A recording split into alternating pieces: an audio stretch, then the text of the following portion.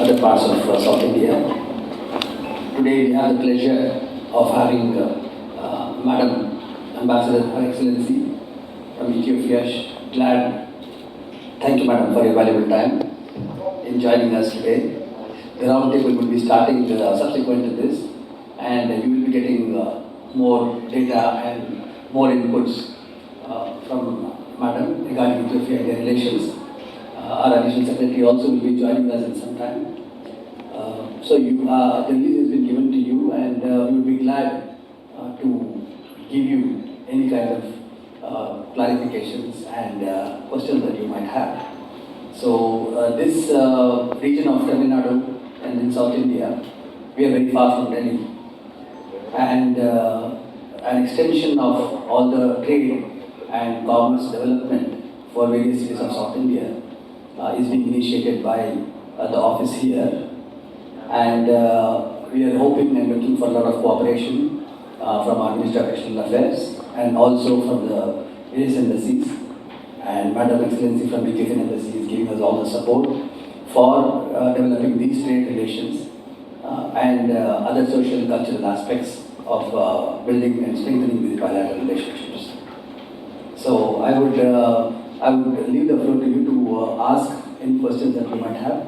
In the press conference, we are also joined by Mr. Chris Paul, who is spent 20 years in Africa and is the Vice Chairman of the India-Africa Trade Council. And he is also going to be a very rich resource on understanding Indian and African trade relations. He is here, and we finally have our host in Tamil Nadu, Mr. Ramakrishnan, who is going to be an appointed director today of the India Trade Council office, the Africa Trade Council, specifically addressing the Comisa region, because Africa is a very big continent, a very big region, and we have divided into different zones, and so we have got the Comisa director, and he's going to be taking a lot of initiatives in building these multilateral relationships with different countries. And today our focus country is Ethiopia, and it's a very important country for us, for India. Therefore, we're going to be looking forward for all the support and for all the encouragement from Madam Excellency. I thank you very much, and I can allow you to take it forward. Mr. Moy, maybe you can take it forward. Which is not being tapped properly, that's what I feel. So that needs to be the focus for the first to start the relationship. Now COVID, I think, is one of the key things that is happening in the world. In India, basically, we found that COVID not affect COVID. So that's one. The second, so which means agro-pharmaceuticals and nutraceuticals will be one of the focus areas in the relationship that I'm going to take it forward. And particularly from Tamil Nadu, Pondicherry and Kerala, I think all of us agree that we have focus on agro reserves.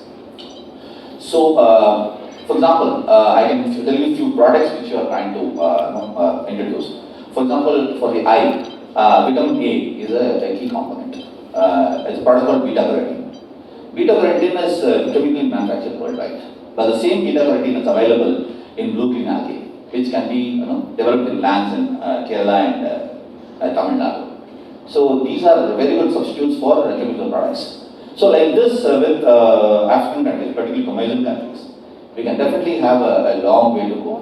And I am sure with the size of these two continents, subcontinent and the continent, I think we'll take a very good space in the global map shortly. Thank you.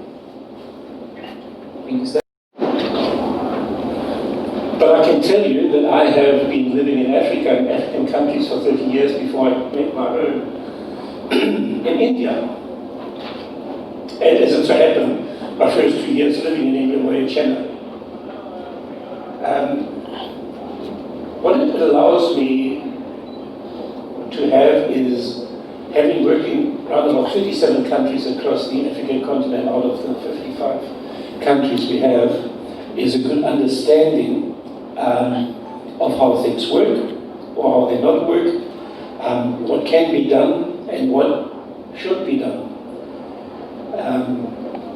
It is also my opinion that whatever work is done between India and any African state is that the partners are to be of equal standing, that there is not one junior partner in it.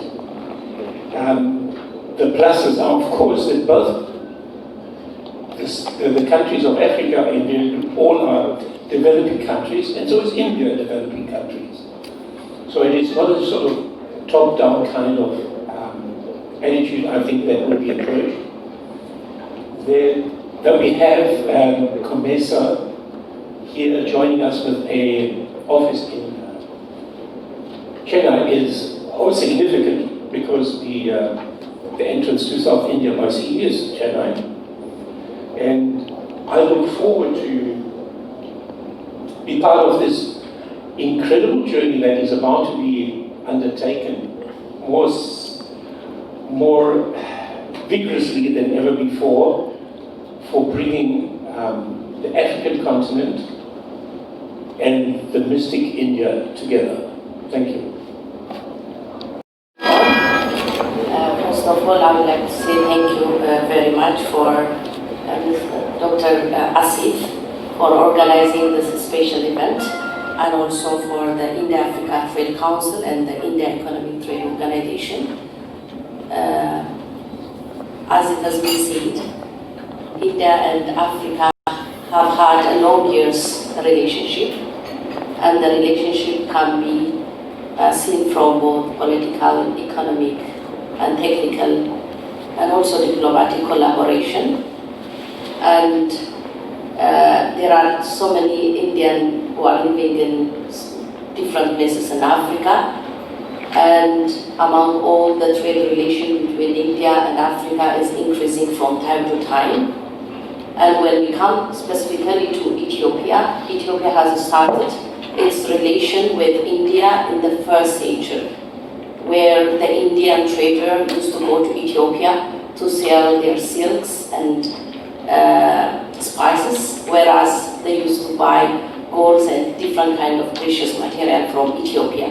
So this long years relationship has grown into better diplomatic level, and Ethiopia is the first African country that has started established its embassy in India in 1994, in 1948, just 1 year after the independence of India. This really shows the historical relationship between India and Ethiopia. So I believe, even if there are currently more than 600 Indian companies that are operating in Ethiopia, working in different kind of sectors, but I believe the kind of trade council would be an eye-opener and also a gateway to just go and look for what is really going on in Ethiopia, because in Ethiopia and also in Africa, because Ethiopia, India and Africa really share a lot of commonalities. There are many things. You can call it in culture, you can call it in different kind of sentiments, relation, and also even the fight against colonialism and whatever kind of thing. So taking all this into consideration, the formation of such kind of trade council would really help to strengthen the relationship between Africa and India, and also specifically when we come to Ethiopia, since we still have a very strong relation with India, we want to use this initiative as a means to go into the second level, and thank you so much.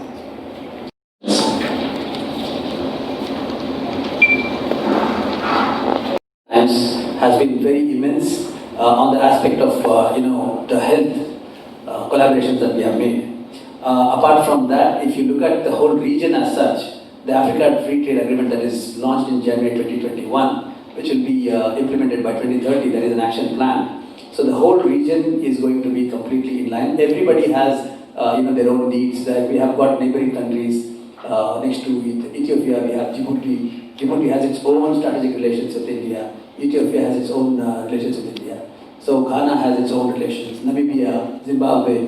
So just like Mr. Chris said, 54 countries. We all have important, different successful stories with all countries very equally as per those management. Thank you. We have explored last year the project of airport in Djibouti, for which the GMR had conducted meetings to build a private airport, and now we are finalizing aspects of post-COVID. A lot of plans that happened pre-COVID, are going to be altered, are be relooked at, and modified. So we are due to the economical aspects of how things are also happening. It's a global thing. So the 30-member delegation would comprise of visiting Ethiopia, Djibouti, and down we are going to go to Namibia, Zimbabwe. And how many of them are from Tamil Nadu? All of them, around 25 of them will be from Tamil Nadu, and we'll have around 5 from Hyderabad. Can you probably give us some names Of the companies? of the companies, individuals are coming there? Yes, ma'am. We have a list, we can share that with you. Yeah, thank you. Who's export head, he's going to be traveling. And from GMR, we had a meeting with the CEO, so we don't know who they are going to delegate to visit and do the survey study. And India's assistance programs in the past with the credit lines have also been very influential in developing our friendship and relationship with these countries. Educational institutions. We are trying to look at institutions from Tamil Nadu who want to go to Ethiopia and who want to establish collaborations on educational part. And we also have this company called the My Group of Education Institutions who are also going to be exploring, and I think we have their CEO here. Yes, the CEO is here, and he's going to share a little more how they want to explore the other parts of Africa. Thank you. To Africa is in fact number 3 importer of goods to Africa. And it ranges from machinery to technology, to telecommunication, pharmaceuticals. Does that answer your question? Thank you. Which I'm grateful that the IATC has organized on emerging India-Africa trade relations. There's no doubt about it that South India and the manufacturing here, the services, they provide an important component of India's exports to Africa, and in particular to East and Southern Africa. We have a special focus on this area today. And equally, one of the important things that link India with Ethiopia are our students. A large number of Ethiopian students come and study here in India. Of course, they study all over the country, but since so many good institutions are located in South India, so there too, this is an important and timely visit. So I'm sorry I joined you late, so I'm not perfectly sure what was the discussion about. They had some questions about, I think somebody had a question from what's happening on the vaccine front. So we said, no matter. As a matter of fact, our External Affairs Minister, Dr. S. Jaishankar, met all the ambassadors of East and Southern Africa just 2 days ago, and we have discussed India's vaccine diplomacy. We have discussed this matter, and we've explained to our good friends, our African friends, on exactly what to do. India will, of course, stand by Africa in this the issue of vaccines as it has in every other matter, and the modality of ensuring access of Africa to our vaccines has been discussed. So our African friends are familiar with it.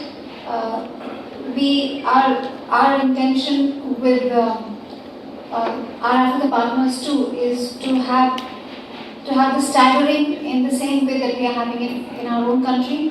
That is to say that health workers and municipal workers and frontline workers should be given this vaccine first. And so accordingly, we have requested all our partner countries to work out for themselves the quantum of vaccines that they will need right in the beginning and to communicate it to us, the export of the vaccines. And Dr. Jaishankar has explained the 2 different vaccines that are available, the different modes of keeping them. One needs more refrigeration, one needs less. He also explained that 4 other vaccines are under process and should be ready quite soon, by late March, early April. So we have suggested to our African friends the staggered manner in which they could figure out their own requirements, communicate them to us, and we will ensure that those requirements are met. While I'm looking forward to the whole round table, I've seen with interest the people who will be speaking and the areas in which they will be speaking. I'm waiting to hear the COMESA as one of the 8 regional economic commissions of Africa is an important entity. And there are other economic commissions with which too we have ongoing close relations. So with that, I think I will just say that it's a pleasure to be here. I'm very happy that Her Excellency Ambassador Tizita could also make it here. I commend Shri Asif ji for this initiative, and I look forward to going away a bit more enriched, finding out about the Indian exporters from southern India, their issues, what we can do to make this aspect of our relationship, the trade aspect of our relationship, more important and more dynamic. So thank you very much. I look forward to the roundtable. Great,